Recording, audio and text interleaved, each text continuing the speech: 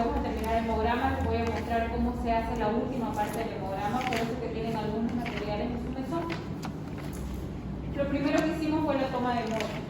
Todos sacamos muestra de sangre para poder trabajar con el hemograma. Los tubos que normalmente nosotros utilizamos, no todo este material lo utilizamos, pero para hacer hemograma utilizamos el tubo Tabalina con el anticoagulante DTA.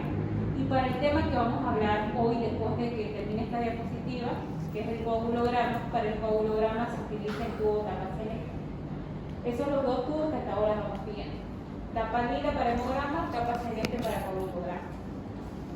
Cuando ustedes hicieron toma de muestra, la forma correcta de tener el brazo es lo más extendido posible. No tiene que estar en esta posición, porque al estar en esta posición me dificulta a mí la toma de muestra. Actualmente la mayoría de los laboratorios se maneja este equipo que se llama Vacutainer. Este equipo se utiliza para cada paciente. Este Vacutainer viene con tubos que son a presión. Yo coloco el tubo aquí adentro, sale la cantidad de sangre que necesita mi tubo y deja de salir sangre. Saco el tubo y puedo poner otro tubo, por ejemplo, puedo poner el tubo tapaceleste. Sale la cantidad de sangre que necesita mi tubo, se llena, deja de salir sangre y puedo poner otro tubo, como por ejemplo el tubo taparrojo. Entonces, este material actualmente se logra utilizar.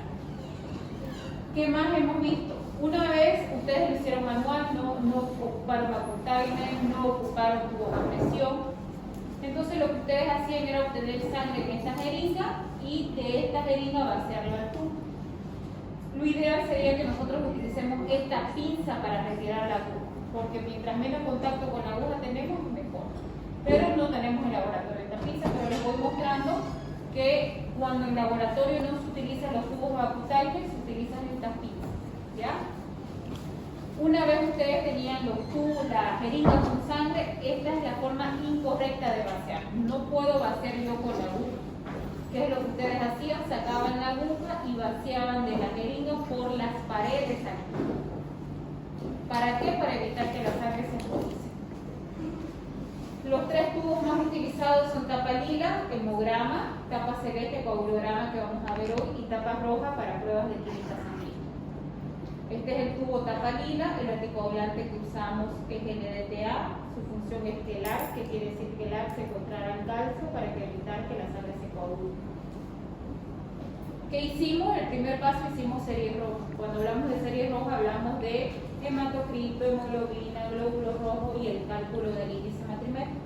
Para hacer serie roja lo primero que ustedes hicieron fue llenar el capilar con sangre para poder obtener el valor del hematocrito. Y fíjense que todos estos capilares que están aquí tienen casi la misma distancia en relación al llenado. ¿Por qué? Porque estos capilares ustedes los llevan a centrifugar y tienen que tener un equilibrio. Así que no puede estar un capilar súper lleno y el otro estar por la mitad, porque si no se van a quebrar o se van a vaciar, que a muchos de ustedes les pasó eso. Después lo tenían que sellar con plastilina. Me ha pasado a algunos alumnos que han sellado los dos extremos con plastilina y no se sella los dos extremos con plastilina, solo se sella un extremo con la plastilina, el otro se deja libre. Una vez que ya tiene su capilar, ya lo sellaron y solo se sella un extremo, ustedes lo llevan a la microcentrifugadora. Esta microcentrifugadora ustedes tienen que colocar un capilar al frente de otro y la parte de la plastilina es la que queda en la pared para que fije la plastilina.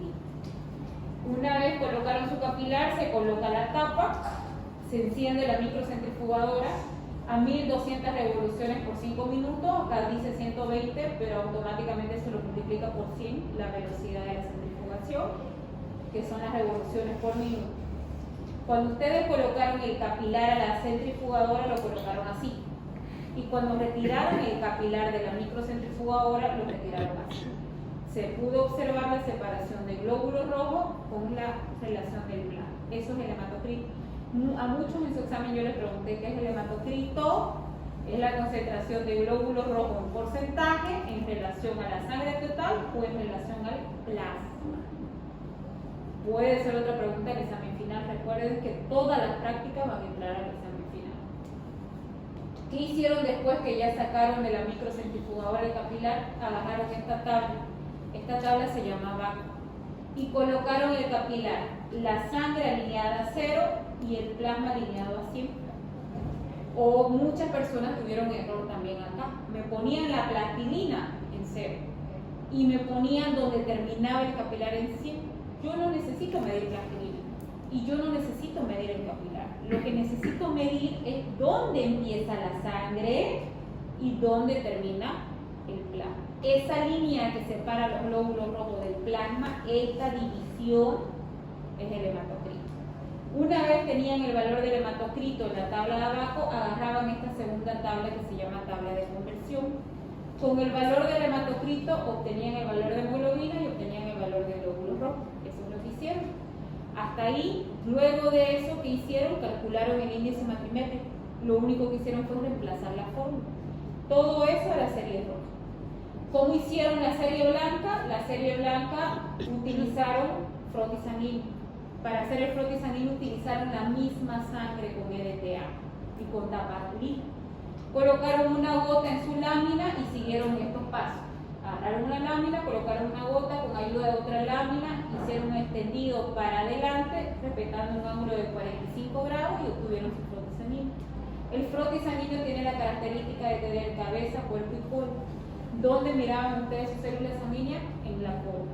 ¿Con qué objetivo se identifica las células sanguíneas? Con 100. Y el objetivo de 100 es el único que se utiliza aceite de inmersión. ¿Tuvieron muchos errores al hacer el frotis sanguíneo? Sí. El error más común que vi es que la mayoría que hacía de manera errónea era porque no obtenían la cola.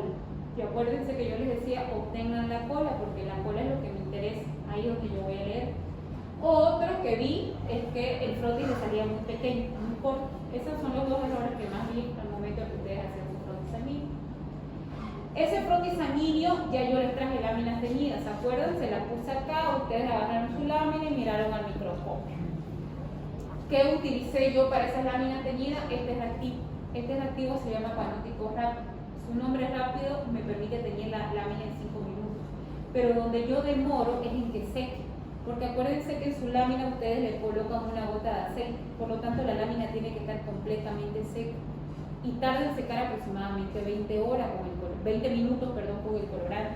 Entonces 20 minutos más 5 minutos que ustedes hacen la tinción, más unos 10 minutos que tardan en hacer un frotis, toda mi clase yo me pasaría haciendo solo frotis y teñir. No les daría tiempo de mirar al microscopio. Por eso me adelanté y les traje sus láminas teñidas, pero así se tiñe. Estos frascos vienen de un litro. Cada uno de estos frascos tiene un componente específico. Uno tiñe núcleo, otro tiñe citoplasma, otro tiñe granulación. Estos frascos de 1 litro no los voy a utilizar de manera directa, lo vacío a otros frascos más pequeños como se ven acá. La profundidad de estos frascos tiene la profundidad de un frasco de orina para que más o menos tengan una idea qué tamaño son y qué grosor son. ¿Qué se hace? Yo tengo que teñir cerca de un grifo, como ven ahí. ¿Por qué cerca de un grifo? Agarro mi lámina de frotis y lo meto al primer frasco. Y lo dejo entre 30 segundos a 1 minuto. Lo saco y lo enjuago con agua normal del grifo. Lo abro el grifo, dejo que caiga un chorro y lo pongo mi lámina ahí, para que elimine el exceso de colorante. Luego lo coloco al frasco número 2, lo mismo, 30 segundos a 1 minuto, lo enjuago para que elimine el exceso del colorante y lo coloco al frasco número 3, el mismo tiempo, 30 segundos a 1 minuto. Una vez tiño, lo coloco en estas graditas y dejo reposar. Ya les dije, aproximadamente tardo 20 minutos entre que seque una lámina para poder observar el microscopio. Y lo que yo obtengo es esto. Esto es lo que yo les traje ese día, láminas ya teñidas. Y ustedes lo que hicieron es mirar estas láminas al microscopio.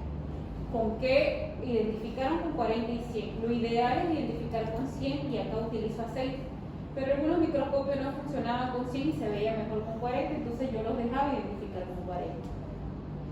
Una vez que ustedes miraron al microscopio todos los glóbulos blancos, nos quedaría hacer las plaquetas. Ahora les voy a mostrar cómo se hacen las plaquetas y después les voy a explicar para qué tienen esos materiales que tienen en su mesón. El motivo por el cual no hacemos plaquetas es porque se demora aproximadamente 50 minutos a 1 hora y media en hacer plaquetas. Entonces no me alcanzaría la práctica para hacer plaquetas. Miren cómo se hace. Ah, no, pero aquí me faltó mostrarles esto, que es lo más importante.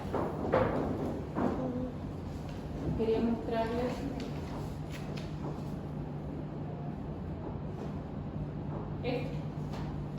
Este es el equipo automatizado. Hacer un hemograma manual me demora 2 horas a 2 horas y media. Un hemograma manual. Este equipo me da el hemograma entre 1 minuto y 3 minutos. O sea, es mucho la diferencia en tiempo. Fíjense la cantidad de hemogramas que procesa este equipo.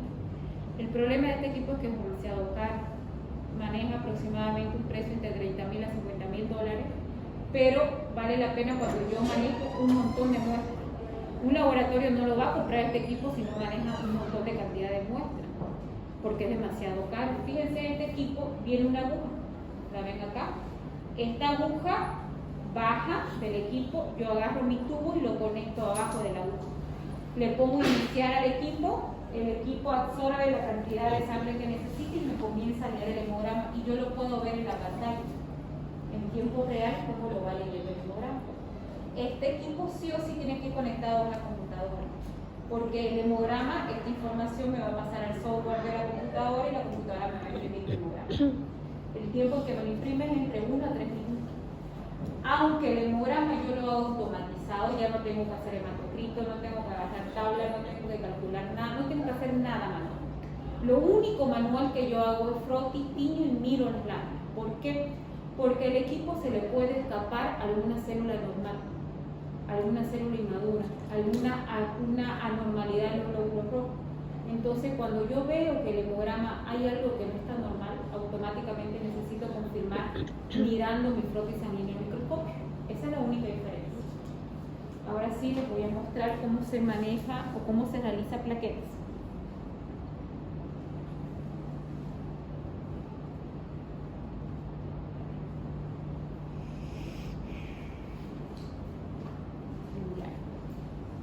Este video no tiene sonido, quité todo el tipo de sonido porque les voy a ir explicando mientras va avanzando. Miren todo el material que se utiliza. Esta cámara de Newauer ustedes la tienen, gradillas la tienen, esta placa de vidrio ya la conocen.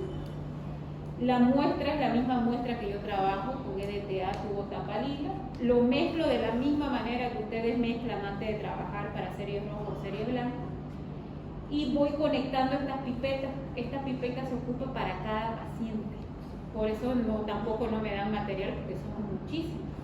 En cambio, en bioquímica son menos cantidad de alumnos y ellos sí procesan hemograma, así que sí o sí tienen que hacer el hemograma en las plaquetas de manera manual. En cambio, nosotros no. Fíjense, esta pipeta se conecta y fíjense esta parte del medio. Voy a apagar la luz, quizás lo ven mejor. Esta parte que está apretando al medio como una bolita es como cuando yo aprieto la pipeta Pasteur. Ustedes apretaban la pipeta Pasteur y subía la sangre, ¿no ves? Es lo mismo. Él va apretando aquí, fíjense cómo la sangre sube en esta pequeña porción de la pipeta. Va a limpiar el excedente de sangre. ¿Por qué? Porque esta pipeta la va a colocar en un tubo donde hay un reactivo color celeste que enseguida van a ver. Lo coloca ahí adentro, miren, este reactivo color celeste se llama reactivo de Tur. Es un reactivo que cuando entra en contacto con esta pequeñita cantidad de sangre, destruye los glóbulos rojos, destruye los glóbulos blancos y solamente me deja activa la plaqueta. Para que cuando yo mire el microscopio solamente mire plaqueta, no mire glóbulos rojos, no mire glóbulos blancos. Entonces miren cómo el reactivo va subiendo y se va poniendo en contacto con la sangre. Una vez lo saca de aquí, ya tengo la cantidad de sangre, esto absorbe lo que necesita, no absorbe ni más ni absorbe menos, solita sube. Una vez ya terminó de absorber, deja de absorber sangre, termina, limpia el excedente de reactivo, desconecta la pipeta y una vez que desconecta la pipeta, lo mezcla. Esto sí demora, tardan en mezclar aproximadamente 3 a 5 minutos. Tengo que mezclar bien porque se tiene que mezclar bien el reactivo. Acuérdense que el reactivo destruye los glóbulos rojos, destruye los glóbulos blancos y solamente me deja las plaquetas. Entonces mezclo bien. Una vez que mezclo, elimino unas pequeñas gotitas en mi papel. Esas pequeñas gotitas que elimino son reactivos o sangre que puede haber quedado en la tubuladura, que no está bien mezclado. Entonces tengo que eliminar unas 2 o 3 gotitas, ahorita lo van a ver. Y después esa sangre lo va a cargar en estas placas o en esta cámara que se llama la cámara Newauer, que es la que ustedes tienen, que enseguida voy a encender la luz para que lo puedan ver bien. Miren, elimina unas pequeñas gotas para que después baje relativamente la sangre de manera correcta y lo comienza a cargar. La cámara de Neubauer tiene una cobertura arriba, como un portaobjeto, y lo cargo en la parte de al medio, en la parte plateada. Ahorita les voy a encender la luz y lo van a poder ver. Lo cargo de un costado y lo cargo del otro costado. Pueden abrir la cámara de Neubauer y fijarse en la parte plateada de esa cámara en donde se carga. Y esa cámara va a ir al microscopio. Es más gruesa que una lámina. Miren cómo lo carga. Lo carga de un lado, le da la vuelta y lo carga del otro lado. Si ustedes se fijan en esa parte plateada de la cámara, hay cuadraditos. Esos cuadraditos son los que yo voy a ver al microscopio y ahorita lo van a ver cómo se ve. Una vez que la carga la cámara de Neubauer, esta cámara yo necesito colocarla en esta cajita de vidrio que se llama la cajita Petri, que ustedes ya conocen. Pero miren que esta cajita tiene un papel adentro, que es un papel filtro. Este papel filtro yo lo tengo que humedecer con agua normal, lo humedezco. ¿Por qué lo humedezco? Porque para que haya una buena reacción de reactivo con la sangre y se destruye los glóbulos rojos y los glóbulos blancos, necesita humedad. Por eso es que se humedece con agua. Luego esta cámara de Neubauer la coloco adentro de mi cajita de vidrio y lo debo reposar aproximadamente entre 10 a 15 minutos. Es bien moroso, si se dan cuenta, tarda bastante todo el procedimiento. Una vez lo dejo reposar, tengo que limpiar porque ahí había agua. Y esta cámara de Neubauer lo pongo en mi microscopio y lo enfoco en la parte central. Primero lo enfoco con 10 para ver si mis plaquetas se logran ver. Y para contar, lo enfoco con 40. Ahorita van a ver ustedes cómo se ve con 10. Voy a apagar nuevamente la luz para que puedan ver mejor, porque no tienen color las plaquetas con este reactivo, son transparentes. ¿Los ven estos puntitos? Estos puntitos chiquititos son mis plaquetas. Solamente para enfocar y ver si están las plaquetas. Ahorita van a ver cómo se ve con 40. Con 40 es cuando hago el conteo. Estos son los cuadraditos que ustedes logran ver en la cámara de Neubauer. Ahora van a ver cómo se ve aquí lo que tengo que contar, en la parte central. No me debo ir a otro lado. Todo esto es lo que tengo que contar, cuántas plaquetas hay acá, y lo tengo que multiplicar por 100. Ese es mi conteo de plaquetas. Ahora fíjense cómo veo con el objetivo de 40, los cuadraditos ya se ven más grandes, es mejor porque veo mejor las plaquetas. Y abajo un contador manual, voy contando, termino de contar y lo multiplico por 100. Ese es mi conteo de plaquetas. Ahora miren, los cuadrados ya se ven más grandes y comienzo a contar todas las plaquetas que están dentro de los cuadrados. Solo las que están dentro de los cuadrados. Si están en las esquinas no cuentan, solo las que están dentro de los cuadrados. Las comienzo a contar y las multiplico por 100. Ese es mi conteo de plaquetas. Hasta ahí ya ustedes han visto cómo se hace la serie roja, cómo se hace la serie blanca, cómo se hace la plaqueta. Ahora falta cómo se hace la BCG y falta que les explique para qué sirve esto. Si ustedes ven que voy a agarrar otro, que esté mejor.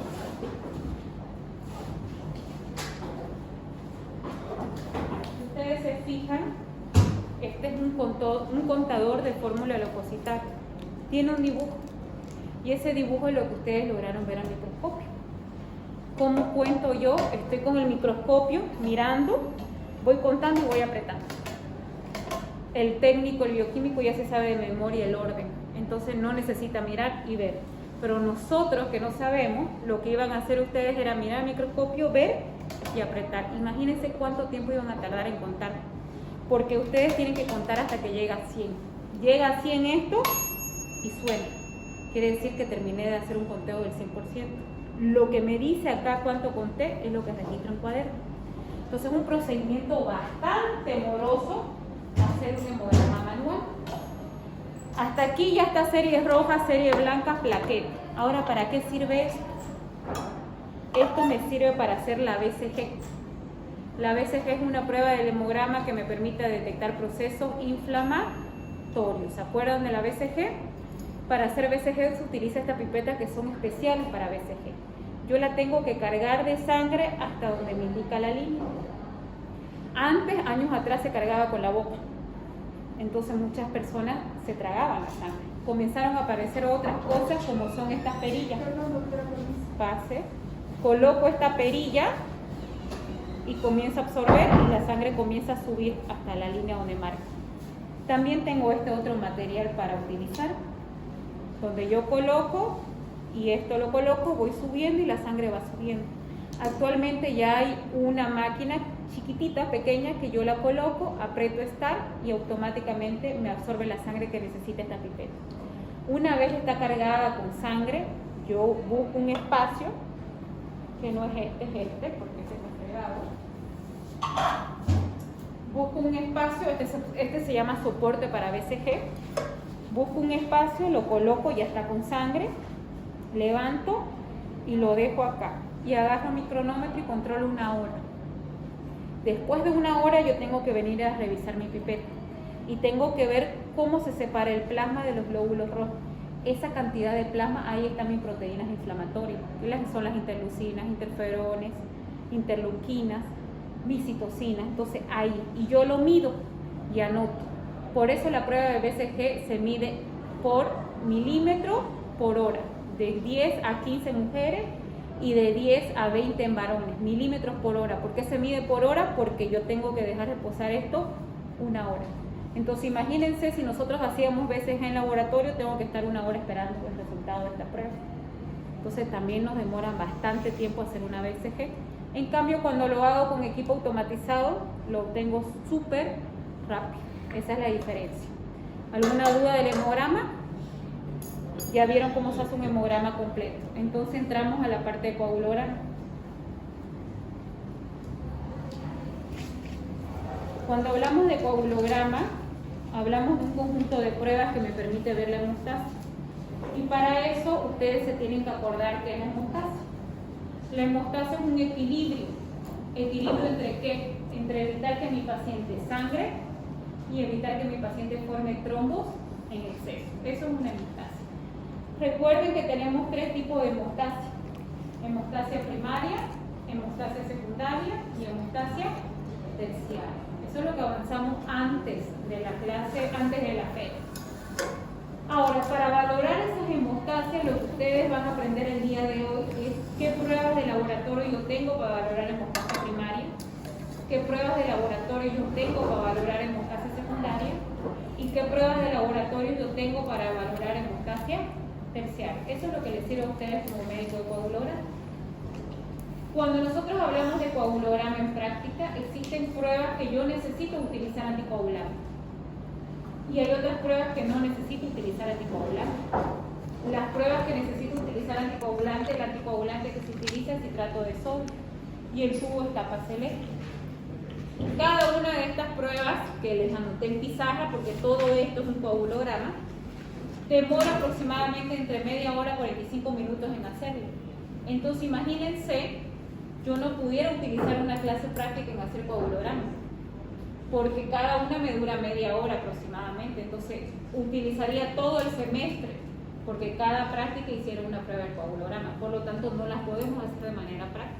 En la carrera de bioquímica, un semestre se dedican solo a hemograma, un semestre se dedican solo a coagulograma, un semestre se dedican solo a química sanguínea, un semestre se dedican solo a serología, un semestre se dedican solo a bacteriología. O sea, tienen materias que se dedican solamente a cada área de laboratorio. Entonces ellos sí hacen todas las pruebas de laboratorio. Nosotros no, porque no las vamos a hacer. Pero sí se las tengo que mostrar cada una de ellas porque ustedes son las que las solicitan. Comienzo con plaquetas y una de las preguntas que siempre me hacen, doctora, ¿por qué usted empieza con plaquetas si las plaquetas forman parte de un hemograma, no parte de un coagulograma? Yo las coloco siempre dentro de un coagulograma. ¿Por qué? Porque las plaquetas son las que forman el trombo plaquetario y las plaquetas son las que activan la hemostasia primaria. Si yo no tengo una buena hemostasia primaria, no voy a tener una buena hemostasia secundaria. Por lo tanto, antes de valorar un coagulograma, lo primero que yo tengo que hacer es mirar las plaquetas. Sí o sí tengo que mirar las plaquetas para ver si hay una formación de trombo plaquetario. Una vez yo miro las plaquetas, mi segunda opción que yo tengo para valorar las plaquetas es el tiempo de sangría. El tiempo de sangría es una prueba que me mide la funcionalidad de las plaquetas. Les doy un ejemplo. Llega un paciente con dengue. Este paciente con dengue tiene síntomas clásicos, pero cuando le hago el hemograma resulta que tiene 90.000 de plaquetas. ¿Cuánto es el valor normal de las plaquetas? De 150.000 a 450.000 aproximadamente. Llega con 90.000 de plaquetas, yo me asusto porque las plaquetas están bajas. Si yo realmente quiero saber si esas plaquetas que mi paciente tiene están funcionando o no, primero tengo que saber que su función es el trombo plaquetario. Si yo quiero saber si funcionan o no, le pido esta prueba llamada tiempo de sangría. Si el tiempo de sangría me sale normal, yo me puedo quedar tranquilo, porque sí o sí en el medio las plaquetas bajan, pero llega un punto que después las plaquetas fisiológicamente comienzan a subir. Pero cuando comienzan a bajar, y si yo hago el tiempo de sangría y el tiempo de sangría está normal, me quedo tranquilo. Pero si yo le hago la prueba de plaquetas, las plaquetas están bajando y el tiempo de sangría está fuera de su valor normal, quiere decir que ese paciente en cualquier momento me va a sangrar. Y tengo que tener mucho cuidado con ese tipo de pacientes. El tiempo de sangría es un método que se mide en minutos. Si ustedes se fijan en la pizarra, la mayoría de mis pruebas son medidas en tiempo.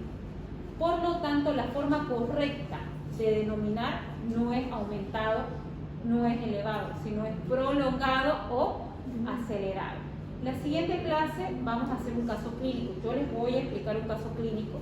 Les voy a entregar una hoja con caso clínico y esa es su evaluación continua del segundo parcial, la primera evaluación continua. La siguiente semana voy a hacer evaluación continua. Persona que no viene a su evaluación continua no tiene absolutamente otra opción de dar su evaluación continua. Ya yo les dije el primer día de clase. Por eso les aviso con tiempo. La siguiente semana les toca evaluación continua y va a ser caso clínico.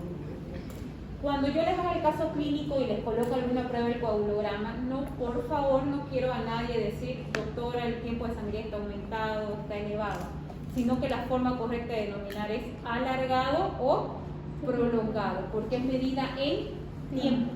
¿Listo? El tiempo de sangría, muchos años atrás se utilizaba este método llamado INE. Se los voy a mostrar, ya no se utiliza actualmente, pero les voy a mostrar la importancia en la cual este método se dejó de utilizar. Este método se utilizaba el dedo.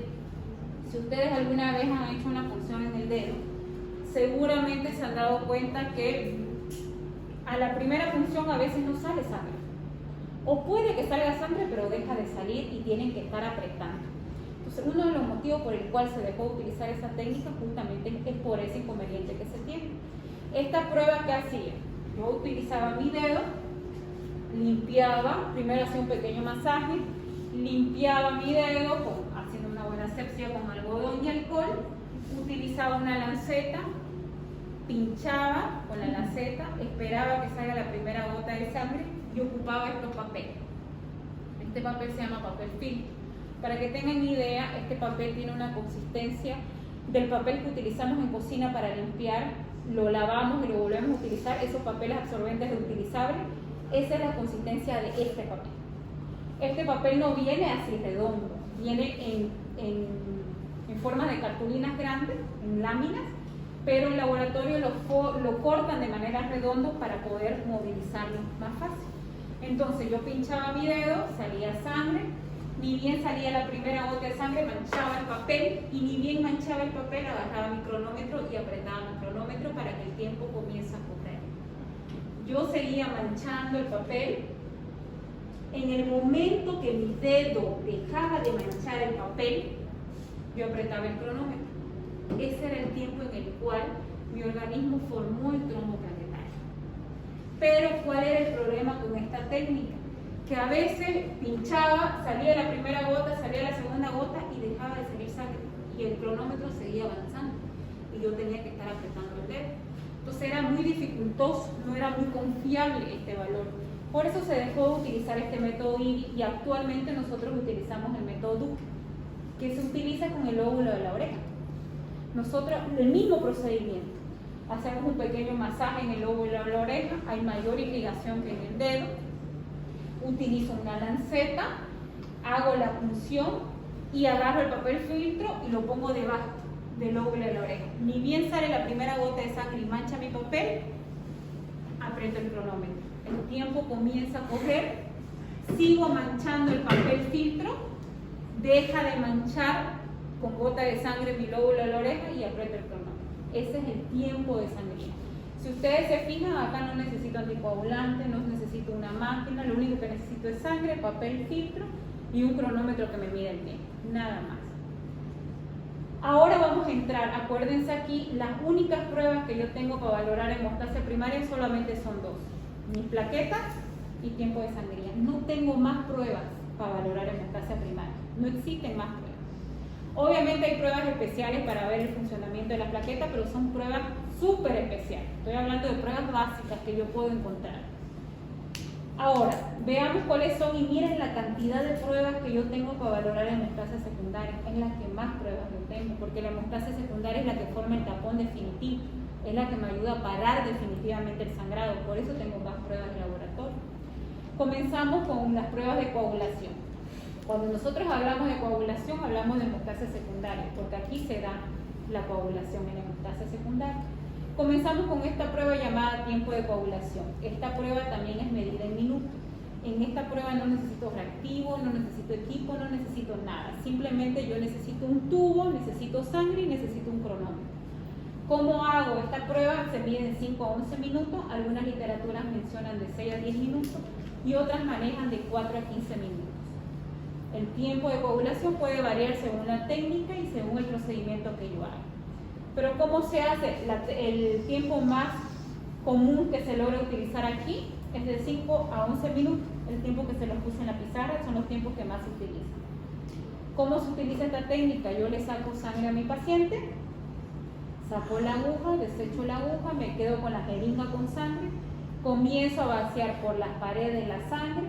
En el momento que cae la última gota de sangre de mi jeringa a mi tubo, aprieto mi cronómetro. El cronómetro comienza a avanzar en tiempo. Yo agarro mi tubo, como lo ven en la diapositiva, lo comienzo a mover. Va a llegar un momento que esa sangre que yo la veo que se mueve, se deja de mover, se endura. Quiere decir que formó el coágulo. Cuando ya yo veo que no se mueve y se enduró, aprieto mi cronómetro. Ese tiempo es el tiempo en el cual mi organismo comenzó y terminó formando el trombo definitivo. Ese tiempo es de entre 5 a 11 minutos. ¿Listo? Esta prueba también era una prueba que formaba parte de la hemostasia secundaria, pero se dejó de utilizar. Es una prueba, ¿por qué se dejó de utilizar? Por su tiempo. Esta prueba duraba 3 horas y el médico no tiene tanta cantidad de tiempo para esperar 3 horas un resultado, porque normalmente cuando piden pruebas de coagulograma es porque van a entrar al quirófano o es porque el paciente está sangrado de manera normal. Gracias a Dios dejaron de utilizar esta prueba porque apareció esta que es tiempo de coagulación, que la hago en 11 minutos. Ya no necesito esperar 3 horas. ¿En qué consistía esta prueba? Como ustedes lo ven acá y como su nombre dice, retracción del coágulo. Esta prueba consistía en el momento en el cual el plasma se separa por completo del coágulo. Si yo a este tubo le meto una pipeta Pasteur, lo puedo sacar el coágulo enterito, un coágulo entero. Ese proceso de separación del coágulo con el plasma demora aproximadamente 3 horas. Entonces ya no se utiliza esta prueba, por eso ya no se las puse en la pizarra. Las pruebas más utilizadas son de aquí para abajo, las que más van a ver. Y comenzamos con el tiempo de protombina. El tiempo de protombina para ustedes como médicos es una de las pruebas más utilizadas del coagulograma. Esta tiene 3 funciones y esa la tienen que saber muy bien, preguntas que les voy a hacer en el examen también. Este resumen que yo le coloqué en la pizarra es la forma más fácil que se pueden aprender el coagulograma. El tiempo de protombina es una prueba que es medida en segundos, ya no es medida en minutos. Su valor normal es de 11 a 13.5 y un valor estándar a nivel universal de esta prueba es de 12 segundos. Esta prueba tiene 3 funciones. La primera me valora hemostasia secundaria y recuerden que la hemostasia secundaria se da la cascada de coagulación y la cascada de coagulación está dada por 3 vías: intrínseca, extrínseca y común. El tiempo de protombina no valora toda la cascada de coagulación, solamente me valora la vía extrínseca. Y su tercera función es que ayuda a hacer un seguimiento a un anticoagulante vía oral llamado warfarina. Lo primero que yo tengo que saber es que no todos los pacientes toman warfarina, no todos los pacientes son anticoagulados. El único paciente que es anticoagulado en la mayoría de los casos es el paciente cardiópata. ¿Qué estoy hablando de un paciente cardiópata? Quizás un paciente con chaga, con una cardiomegalia, quizás un paciente con arritmia cardíaca, quizás un paciente que está utilizando marcapaso, quizás un paciente que tiene una hipertensión arterial maligna, quizás un paciente que tiene una cardiopatía congénita. Estos tipos de pacientes sí o sí utilizan anticoagulantes. Y uno de los anticoagulantes más utilizados es la warfarina. ¿Por qué es uno de los anticoagulantes más utilizados? Porque es el único anticoagulante que yo le puedo hacer seguimiento si está bien la dosis y si el paciente está respondiendo a ese anticoagulante, yo le puedo hacer seguimiento con esta prueba llamada TP. El TP es una prueba que sí o sí viene con actividad o INR. Les doy un ejemplo. Cuando ustedes hicieron series rojas, no podían obtener el valor de la hemoglobina y el glóbulo rojo sin medir hematocrito, ¿no ves? Sí o sí necesitaban primero medir hematocrito para obtener el valor de hemoglobina y glóbulo rojo. Lo mismo pasa con el TP. Cuando yo mido el TP, sí o sí tengo que medir la actividad y sí o sí tengo que medir el INR. Ahora sí, ¿qué es la actividad? La actividad es medida en 100%. ¿Qué quiere decir? El tiempo o la forma en la cual ese trombo se forma. Tiene que ser cercano al 100%. Si está 40%, quiere decir que hay un 40% de probabilidad de formación del trombo. Si está medida al 60%, 60% de probabilidad que se esté formando ese trombo. Por eso tiene que estar lo más cercano al 100%. ¿Qué es el INR? El INR, esta abreviación, es una abreviación en inglés que significa normalización estándar del ratio. Ratio es un componente que está en mi reactivo de TP. Aquí está el ratio. Este es un ejemplo, este es fosfatasa alcalina, pero mi reactivo de TP es idéntico. El mismo color, la misma cantidad. Y el mismo laboratorio Wiener que lo trae. Este es un reactivo de TP, adentro hay ratio, y cuando yo lo conecto con la sangre, ese ratio capta si en la sangre hay o no hay warfarina. ¿Y por qué es importante que yo sepa si mi paciente consume o no consume warfarina? Les voy a dar dos ejemplos. Les llega un paciente politraumatizado, sangrando, inconsciente, tiene demasiado sangrado y ustedes lo van a meter a quirófano. Le piden un hemograma, le piden coagulograma y resulta que les llega el valor del TP con una actividad de 40% y les llega un INR de 7. Y les voy a explicar acá. El INR les llega a su paciente con INR de 7. En un paciente que no tiene ni una enfermedad cardíaca, en un paciente que no utiliza anticoagulante, el INR normal es de 0,8 a 1,1. Un paciente que utiliza warfarina y que la warfarina está bien controlada y está funcionando bien en el paciente, el INR es de 2 a 3. Si este valor de 3 sube el INR más de 3, quiere decir que hay demasiada dosis de warfarina en sangre. ¿Y qué pasa si hay demasiada dosis de warfarina en sangre? La warfarina es un anticoagulante. ¿Y qué pasa si mi paciente toma anticoagulante? No va a coagular. ¿Y qué pasa si no coagula? No deja de sangrar. Entonces, si a ustedes le llega un paciente con un INR de 7 y encima van a entrar a quirófano, ustedes saben que en quirófano va a sangrar porque tienen demasiado anticoagulante en su sangre. Entonces, ustedes van a necesitar transfundirle quizás más de 3 paquetes de sangre a ese paciente.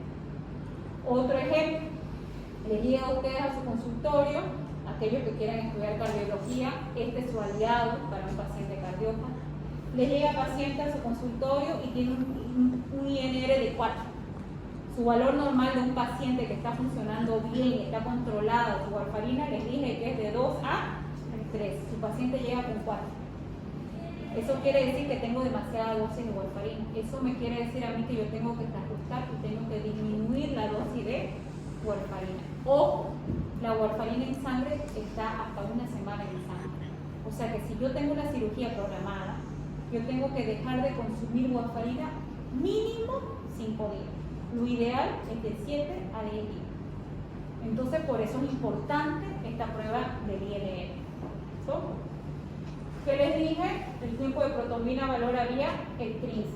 Doctora, ¿y si se lo tiene que operar en ese momento, se le hace transfusión al paciente? Si se le va a operar en ese momento, ya vos sabés que va a sangrar. O sea, tenés que estar preparada porque te vas a encontrar con bastante sangrado.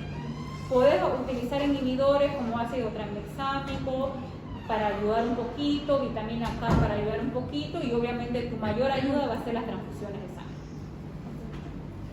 Aquí está todo lo que les expliqué, está en las diapositivas. Esta es la forma de cómo se hace un TP. Necesito un equipo, necesito reactivo. Cuando yo voy a tener un TP prolongado, lo primero que voy a sospechar es que mi paciente toma anticoagulante. Lo segundo que voy a sospechar es que mi paciente tiene un problema alcohólico, porque el alcohol produce daño hepático. ¿Y qué tiene que ver el hígado? En el hígado se producen los principales factores de coagulación. Pregunta del examen: ¿cuáles son los factores de coagulación que se producen en el hígado? 2, 7, 9 y 10. El factor 7 forma parte de la vía extrínseca, el factor 9 vía intrínseca y factor 10 vía común. Ahora miremos esta otra prueba: tiempo parcial de tromboplastina activada, conocida como TTPA o PTTA.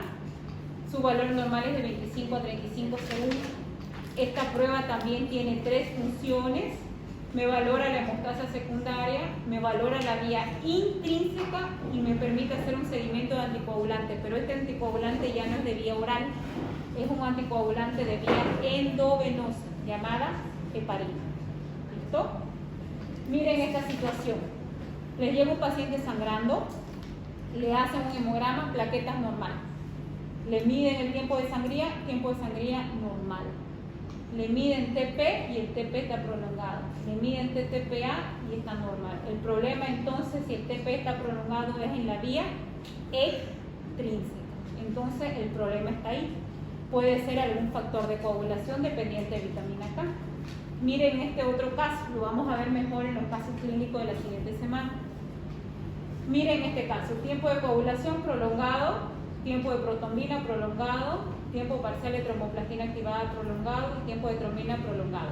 Todo prolongado, todo arriba de su valor normal.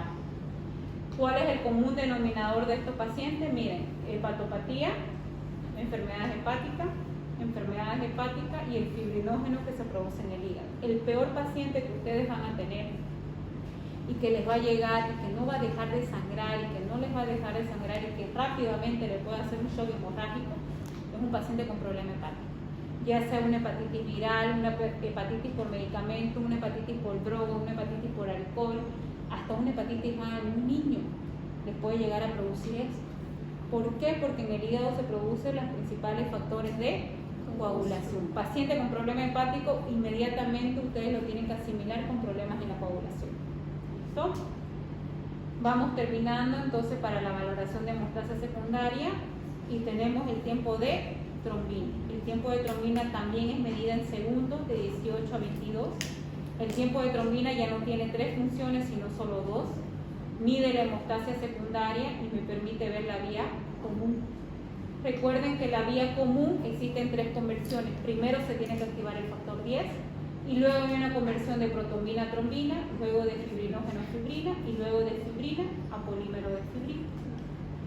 Si yo quiero valorar toda la cascada de coagulación, utilizo estas 3 pruebas: tiempo de protombina para vía extrínseca, tiempo de tromboplastina activada para vía intrínseca y tiempo de trombina para vía común.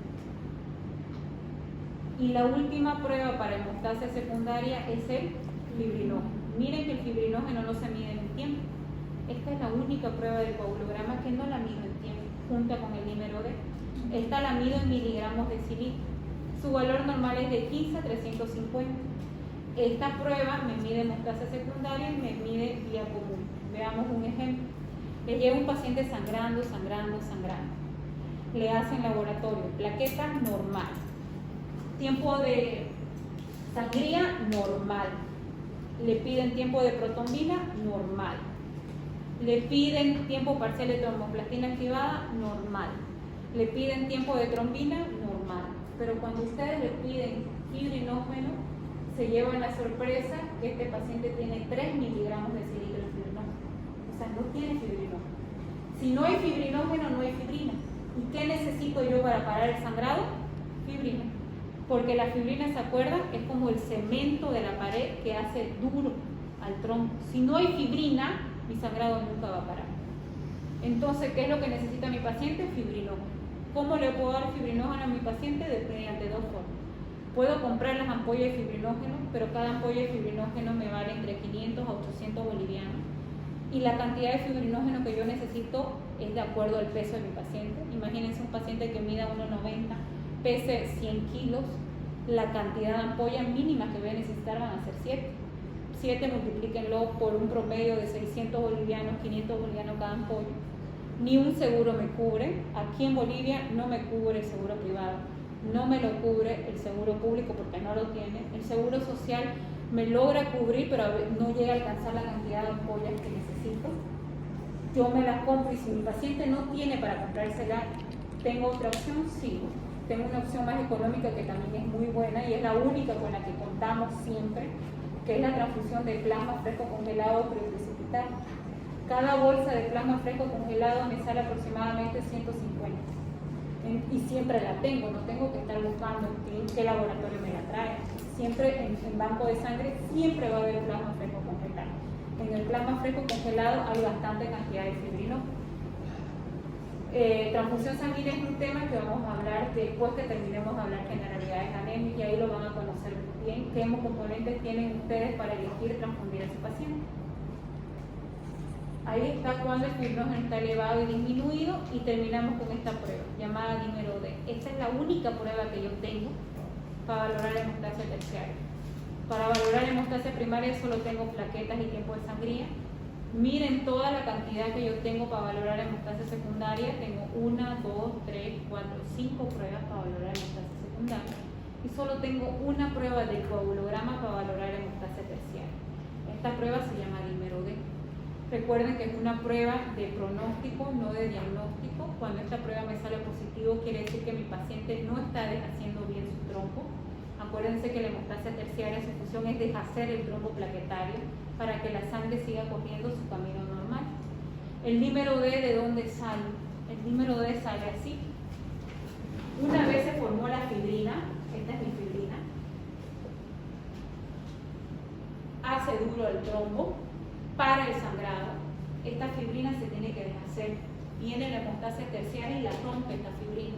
¿Por qué? Porque no tiene que haber un trombo en mi cuerpo, porque ese trombo se puede desprender y puede viajar. Entonces deshace a este trombo. Cuando deshace esta fibrina, esos pedazos que deshace se llaman polímeros de fibrina. Estos polímeros pueden ser dos, polímero E y polímero D. De ahí sale el nombre de la prueba llamada dímero D. Mientras más polímeros D tengo yo, más probabilidad de formación de trombo puedo tener. De ahí sale esta prueba llamada dímero D. Y para terminar, quizás ustedes conocían estas 3 partes del coagulograma, pero de aquí en adelante tienen que ser sus aliados para ustedes. El INR es muy importante, porque un INR arriba de 2,5 quiere decir que tengo demasiada warfarina en sangre, demasiado anticoagulante y mi paciente me va a sangrar más de lo normal. Un tiempo de sangría me dice a mí cómo están funcionando las plaquetas. Si las plaquetas comienzan a bajar y esta está normal, no me tengo que desesperar en transfundir las plaquetas. ¿Cuándo me tengo que preocupar en transfundir las plaquetas? Cuando este valor del tiempo de sangría esté mayor a 3 minutos. Quiere decir que mis plaquetas no están funcionando y que mi paciente en cualquier momento me va a sangrar. Y mientras más baje la plaqueta, mayor va a ser el sangrado. Y el recuento de plaquetas, de aquí en adelante ustedes nunca van a pedir un hemograma sin primeramente pedir un hemograma y mirar primero las plaquetas. ¿Listo? Este es un caso clínico que vamos a ver en la siguiente clase. Conmigo terminamos de ver ese caso clínico y les voy a entregar sus propios casos clínicos a ustedes para que los resuelvan. ¿Alguna pregunta hasta aquí?